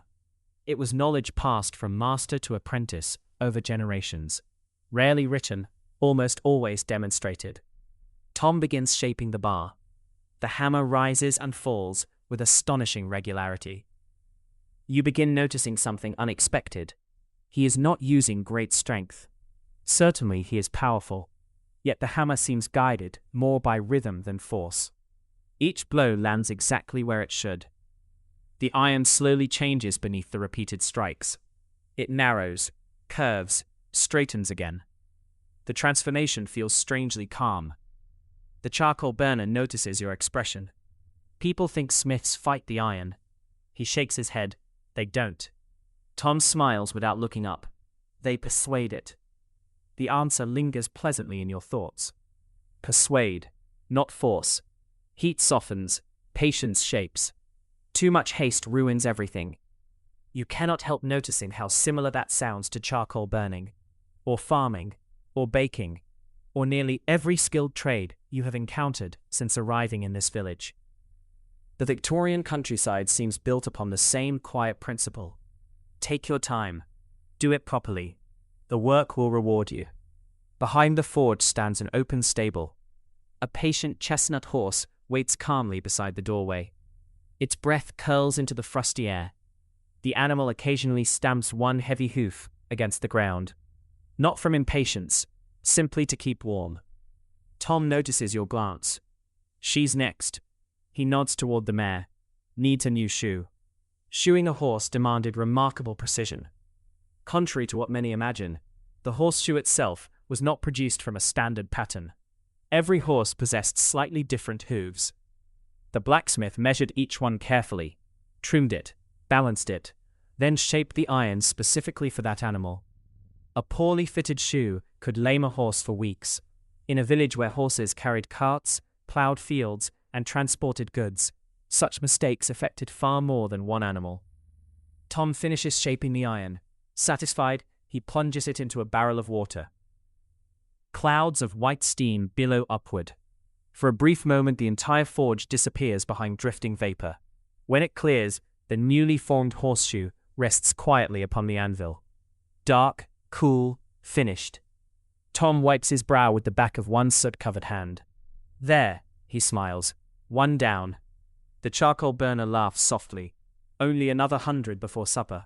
Tom grins. On a busy day. The joke contains more truth than exaggeration. Village blacksmiths repaired far more than horseshoes. Gate hinges, kitchen pots, plowshares, axes, knives, locks, fireplace tools, cartwheels. Anything made of iron eventually found its way through these doors. The forge was less a single business than the mechanical heart of the entire community. Without it, everyday life would gradually grind to a halt. You glance around once more. Against one wall stands a collection of repaired tools, waiting for their owners. A shepherd's crook, two sides sharpened until their edges gleam. A cracked cooking pot held together with fresh iron rivets. A broken lantern, newly mended. Each object belongs to someone in the village. Each will quietly return to its owner before evening. History often celebrates inventions, great machines, remarkable discoveries. Yet places like this remind you that civilization survives just as much through repair as invention. Someone must sharpen the blade. Someone must mend the hinge. Someone must replace the worn horseshoe. The blacksmith performs these small miracles every day. Most pass unnoticed, yet nearly everyone depends upon them. Tom hangs the hammer back upon its peg. Outside, another church bell begins sounding across the village. The afternoon has arrived almost without your noticing. The forge remains warm. The fire continues burning. But beyond its doorway, the village carries on with its ordinary winter day. The charcoal burner adjusts his satchel and looks toward you. Come, he smiles. I know somewhere even warmer. You raise an eyebrow. Warmer than this? He chuckles. A baker's oven. Together, you step back into the crisp winter air, leaving behind the comforting rhythm of hammer and anvil, as the inviting aroma of fresh bread once again drifts gently through the quiet village streets, leading you toward the next stop on your peaceful Victorian journey. The smell of fresh bread follows you only a little farther before another scent slowly takes its place. Oak smoke, a rich beef stew, fresh herbs, and the faint sweetness of malt drifting through the crisp winter air. The charcoal burner smiles knowingly. We're here. You look up. Standing at the corner where two narrow lanes meet is a modest coaching inn. Its whitewashed walls are framed with dark timber beams, and above the heavy oak door hangs a weathered wooden sign, gently creaking in the breeze. The painted image upon it has faded after decades of rain and winter frost. Only the outline of a running stag remains clearly visible. The words beneath read, "The Stag and Crown." Unlike the grand inns that served busy coaching roads between large towns, this one feels intimate, comfortable, the sort of place where everyone knows exactly which chair belongs to whom. Several horses stand quietly beneath a covered stable nearby. Their saddles have already been removed. Steam rises lazily from their backs after the morning's journey. A stable boy no older than 14 rubs one horse carefully with a bundle of straw. The animal closes its eyes with obvious satisfaction. The charcoal burner notices you watching. A horse works hard, he says. You thank it by looking after it. For many Victorians, horses were neither pets nor machines. They were trusted partners, fed before their owners, sheltered before many people thought of themselves. Entire livelihoods depended upon their strength. The inn door opens. Immediately a wave of comforting warmth spills onto the street. Along with it comes cheerful conversation, not loud, simply alive, the sound of ordinary people enjoying an ordinary afternoon. The charcoal burner stamps the snow gently from his boots, before stepping inside. You do the same. The heavy oak door closes behind you. Almost instantly, the cold becomes nothing more than a memory. The taproom glows beneath the soft light of several oil lamps, despite the daylight outside. A great fireplace dominates one wall. Thick oak logs burn steadily upon the hearth. Above them hangs an enormous cast-iron kettle, gently steaming over glowing embers. The room smells wonderfully of wood smoke and slow cooking. Not a single corner feels hurried. Every table bears the marks of decades of use. Tiny knife cuts, dark rings left by mugs, smooth patches polished by countless resting elbows. History has left its fingerprints here in ways no museum could ever reproduce. Several villagers glance toward the door as you enter. They recognize the charcoal burner immediately. One elderly farmer raises 2 fingers from his mug in greeting. A carpenter nods from near the fire. The village postman, still wearing his heavy winter coat, offers a cheerful smile before returning to his meal. No one stares. Visitors are uncommon. The innkeeper emerges from behind a polished wooden counter. She is a cheerful woman, perhaps in her 50s, wearing a spotless white apron over a dark blue dress. "Good afternoon, Mr. Carter. And to you, Mrs. Ellis." "The usual?" He nods. "And enough for my friend." She smiles warmly toward you. "Then you'd best find yourselves a seat before the stew disappears." You settle beside the fireplace. The oak bench feels wonderfully warm after spending so much of the morning outdoors. The heat from the hearth spreads slowly through your coat. For the first time since waking beneath the fallen tree, your fingers no longer feel cold at all. You stretch them quietly toward the fire. Across the room, a shepherd removes his boots one at a time, carefully brushing away clumps of frozen mud before placing them neatly beside the hearth to dry. No one objects. Everyone understands. Wet boots tomorrow would make for a miserable day's work. Victorian inns served many purposes beyond food and drink. They became meeting places, hiring halls, mail stops, news exchanges, places where travelers rested while horses recovered. Many villages possessed no dedicated public hall. The inn quietly became the community's living room. Mrs. Ellis soon returns carrying 2 thick pottery bowls. Steam curls upward in fragrant clouds. The stew is simple. Chunks of beef, carrots, onions, turnips, leeks, barley. Nothing extravagant, yet after a winter morning outdoors, it appears more inviting than any feast. Beside each bowl, she places a thick slice of still warm bread. Its crust crackles softly as it settles upon the wooden board. A small dish of fresh butter follows. The charcoal burner tears away a piece immediately. "Never wait," he says. "Hot bread won't improve with age." You laugh quietly. "I suspect that's true." The butter melts almost instantly. The loaf still carries warmth from the baker's oven, only a few streets away. You taste it. The bread is wonderfully dense, nutty, slightly sweet. It fills you with a comforting warmth that spreads far beyond simple hunger. For many Victorian families, bread remained the foundation of nearly every meal. Bakers often began work long before sunrise. By the time most villagers woke, the day's first loaves were already cooling upon wooden racks. The familiar smell drifting through the streets each morning became one of the quiet rhythms of village life. Around you, conversations rise and fall like gentle waves. No one dominates the room. Instead, dozens of small discussions weave together into a pleasant murmur. 2 farmers compare the condition of their sheep after the recent snowfall. A carpenter discusses repairing the church gate before spring.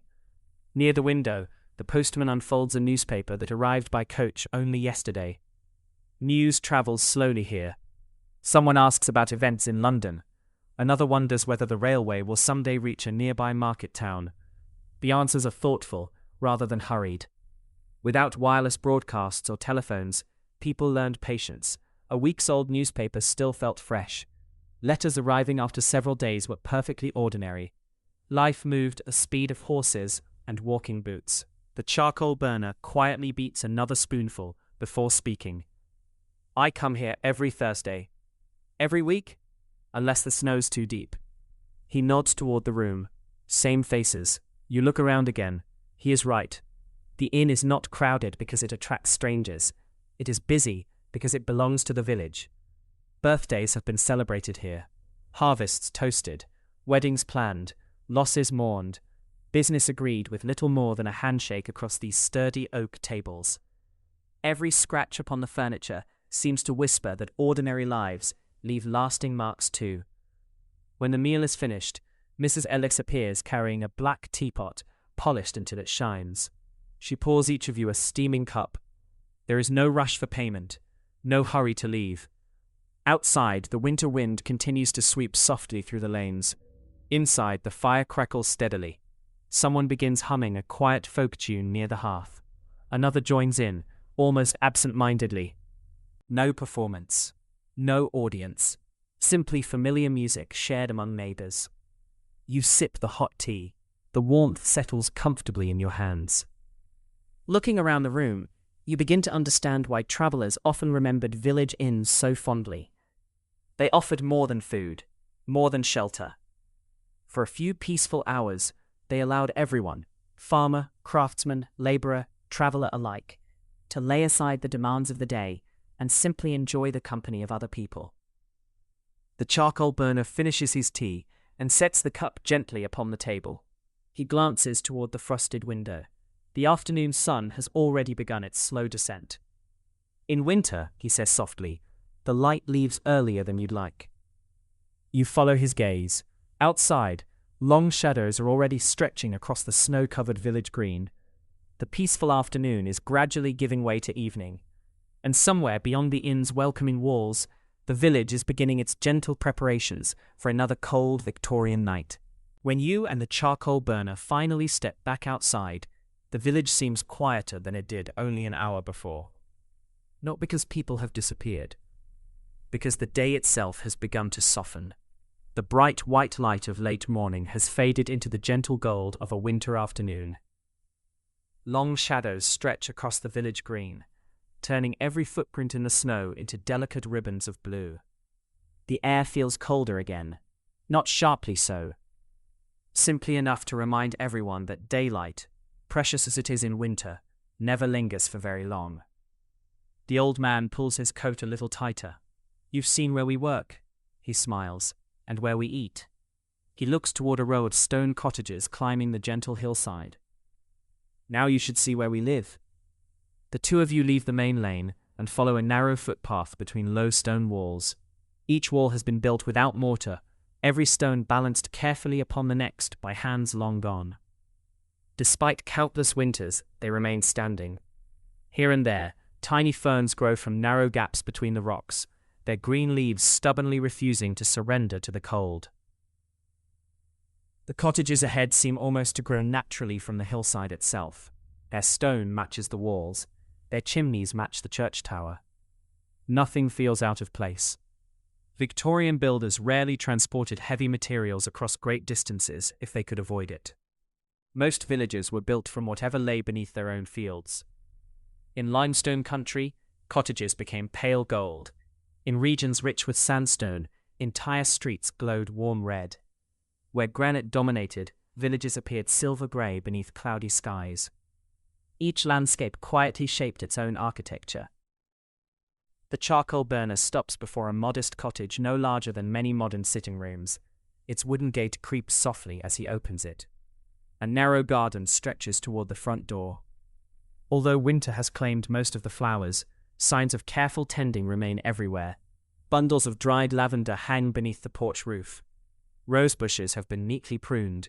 Small evergreen shrubs stand proudly beside the entrance, their leaves dusted with frost. A robin watches from the top of the garden fence. The old man smiles. He's always first to inspect visitors. The bird tilts its head curiously before flying onto the branch of a nearby apple tree. The cottage door opens before you have the chance to knock. An elderly woman appears carrying a wicker basket filled with folded washing. Her silver hair is tucked neatly beneath a white linen cap. Fine lines surround kind eyes that seem accustomed to smiling. You're late, she says it with obvious affection rather than complaint. The forge. The charcoal burner shrugs. And then the inn. She laughs softly. I thought as much. Her eyes turn toward you. You nod politely. I've heard all about you already. The remark surprises you. I only arrived this morning. She smiles. My dear, she glances toward the neighboring cottages. Nothing stays secret in a village. She introduces herself simply as Margaret. No grand formalities, no unnecessary ceremony. Only the easy confidence of someone welcoming another person into her home. Come in. The warmth waiting inside is unlike anything you have experienced all day. It is gentler than the forge, softer than the inn. This warmth belongs to daily life. The front room is modest. A large stone fireplace occupies nearly one wall. Upon its iron crane hangs a black cooking pot, gently simmering above glowing coals. The scent of onions and herbs fills the room. Near the window stands a sturdy oak table, scarred by decades of family meals. Beside it rests a spinning wheel.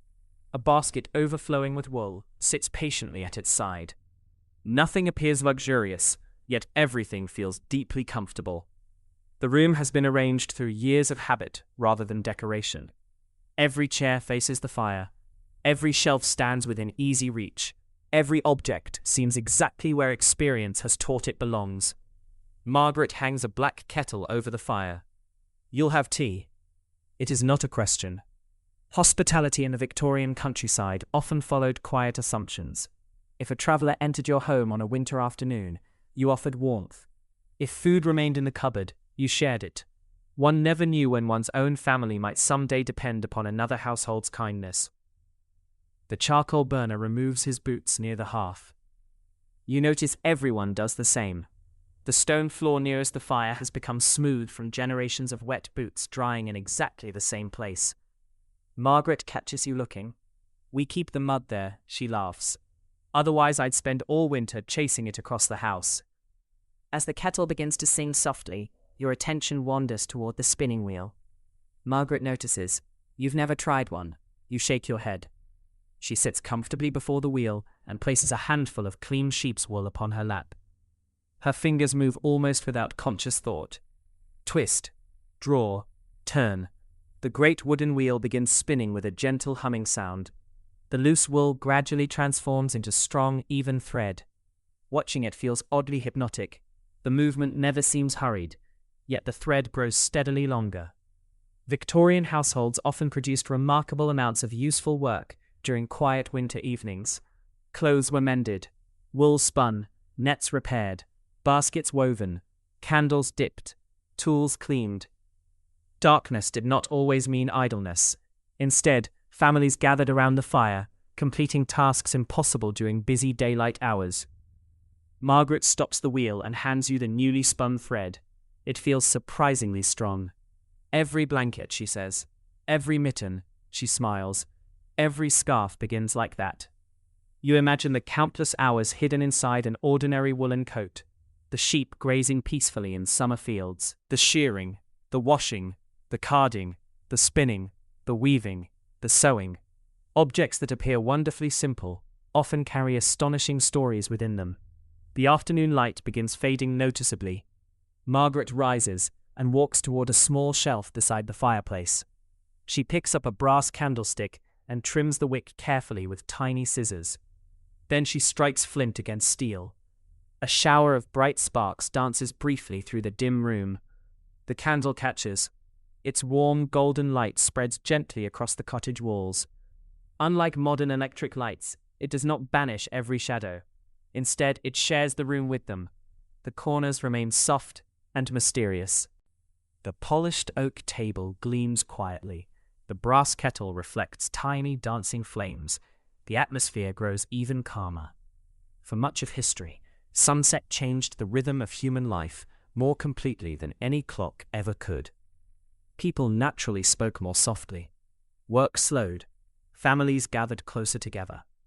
Outside, darkness belonged once again to the countryside. Inside, the fire became the center of the world. A faint knock sounds upon the cottage door. Margaret smiles knowingly. That'll be Annie. She opens the door to reveal a young girl carrying a covered basket. perhaps 12 years old. Her cheeks glow bright red from the cold. "Mum said you've forgotten these." She lifts the cloth covering the basket. "Fresh eggs." Margaret laughs. "I certainly did." The girl notices you and smiles politely. For only a moment, she seems curious. Then, remembering her manners, she simply wishes everyone a pleasant evening before hurrying back into the fading daylight. The exchange lasts less than a minute, yet it says something important about village life. People borrowed, returned, shared, checked upon one another without invitation. Communities survived because neighbors quietly noticed when help might be needed. Outside the window, the church bell rings once.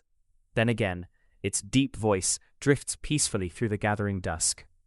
Margaret closes the curtains against the growing cold.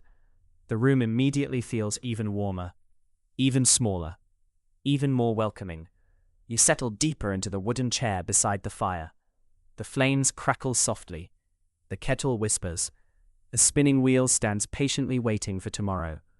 For the first time since awakening beneath the snow-covered oak tree that morning, you realize something remarkable. You no longer feel like a stranger. The village has welcomed you not through grand celebrations or dramatic adventures, but through countless small kindnesses. A bowl of stew, a warm loaf of bread, a blacksmith's smile, a neighbor's greeting, a place beside the fire. History often remembers kings, battles, and great inventions. Yet for millions of ordinary Victorians, life was built from moments exactly like these. Quiet evenings, warm cottages, good neighbors, and the comforting certainty that when darkness settled over the village, someone nearby would always leave a light burning in the window. By the time you step back outside the cottage, evening has settled gently across the valley. Winter never seems to argue with the daylight. It simply waits patiently until the sun grows tired, then quietly takes its place. The western sky still holds a ribbon of pale amber where the sun has disappeared beyond the distant hills, but already the first stars are beginning to appear overhead. The air feels sharper now. Each breath leaves a white cloud that hangs for a moment before dissolving into the darkness. The charcoal burner pulls his scarf a little higher around his neck. "Come," he says softly. "There's something worth hearing." You look around. "I don't hear anything." He smiles. Exactly. The village that had bustled gently throughout the afternoon is becoming wonderfully still. Not silent, simply quieter. The blacksmith's hammer has finally ceased. The bakery's oven has cooled after a day's work. The children who only hours ago hurried through the lanes have disappeared indoors. From behind curtained windows, warm pools of candlelight now glow against the snow. Every cottage seems to carry its own little sun. Golden squares of light shine softly through frost-covered glass. Behind one window, you glimpse a family gathered around a supper table. Behind another, someone gently rocks a cradle beside the fire. A shadow crosses another curtain as a woman hands freshly washed clothes to dry near the hearth. You know almost nothing about these people, yet somehow the ordinary scenes feel strangely comforting. History often records extraordinary lives, yet villages like this were sustained by thousands of evenings that looked almost exactly the same. The two of you stroll slowly along the main lane. There is no destination, no appointment waiting, no reason to hurry. In the Victorian countryside, darkness naturally slowed the pace of life. Without electric streetlights, people walked more carefully. Conversations became quieter. Journeys waited until morning, whenever possible. The village itself seems to breathe more slowly beneath the winter sky. Snow muffles every sound. Even your footsteps seem gentler now. A lantern hanging outside the village shop sways slightly in the evening breeze. Its small flame dances behind rippled glass, casting soft patterns across the frozen road. Before widespread public lighting, lanterns like these became tiny beacons. Their glow helped neighbors find familiar doorways after sunset. Many villages possessed only a handful of such lights. The stars themselves often illuminated the rest. You stop near the ancient oak, standing in the center of the village green. During daylight, it seemed merely impressive. Now it appears almost majestic. Its enormous branches stretch across the sky like dark rivers frozen in midair. The snow resting upon them catches the starlight with a faint silver glow. The charcoal burner rests one hand upon the rough bark. "This tree," he says quietly, "was old when my grandfather was a boy." You place your own gloved hand against the trunk. The bark feels deeply ridged beneath your fingers, cold, solid, unmoving. How many generations have passed beneath these branches? Children learning to walk, couples promising marriage, farmers returning from harvest, soldiers leaving for distant wars, travelers stopping only long enough to admire the village before continuing onward. The tree has witnessed them all. And tomorrow morning it will watch another ordinary day begin. Somewhere nearby, an owl calls. A single soft note floats across the valley. Then another answers from farther away. The charcoal burner smiles. They're hunting.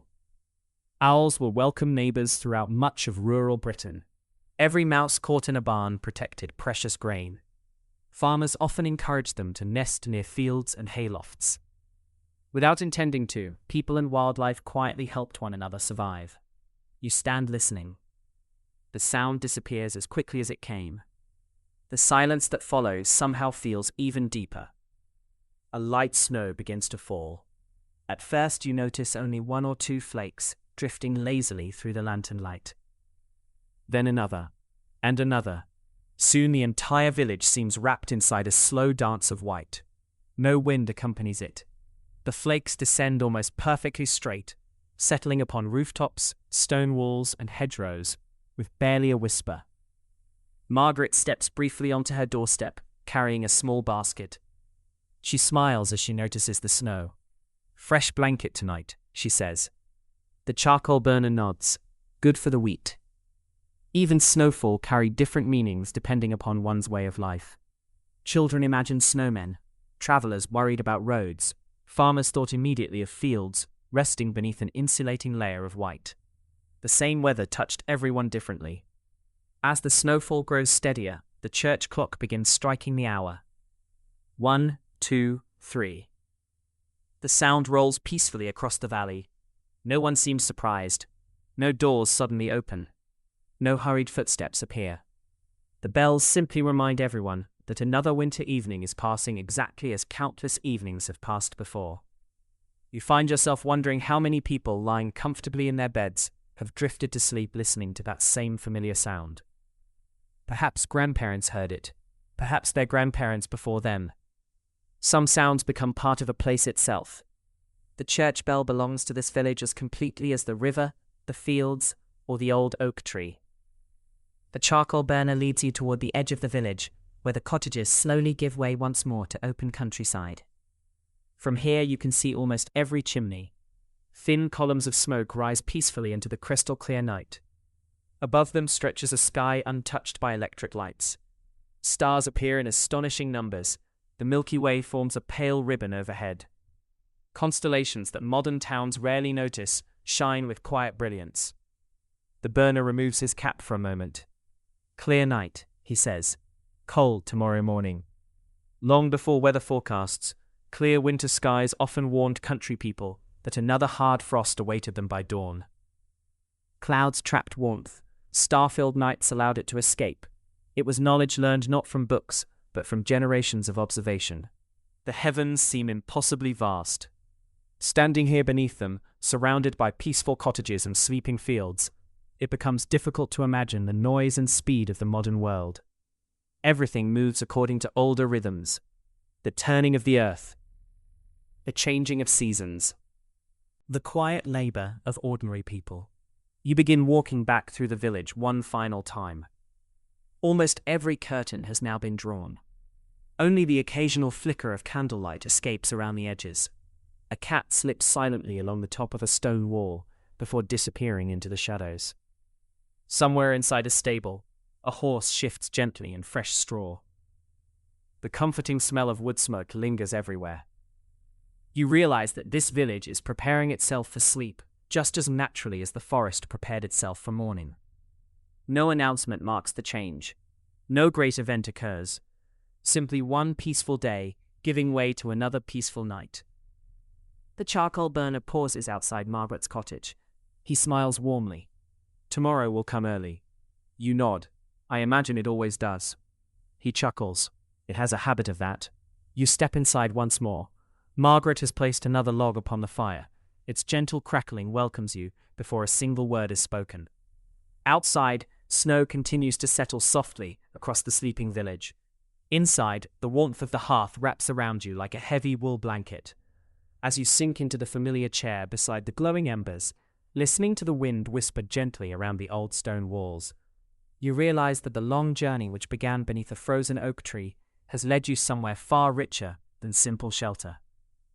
It has brought you into the quiet heart of Victorian village life, a place where ordinary people, steady routines, and small acts of kindness turned even the coldest winter evening into something deeply comforting. And as the fire burns lower, casting dancing shadows across the room, you feel your eyelids grow just a little heavier, while beyond the frosted windows, the peaceful village sleeps beneath its blanket of fresh snow, waiting patiently for another dawn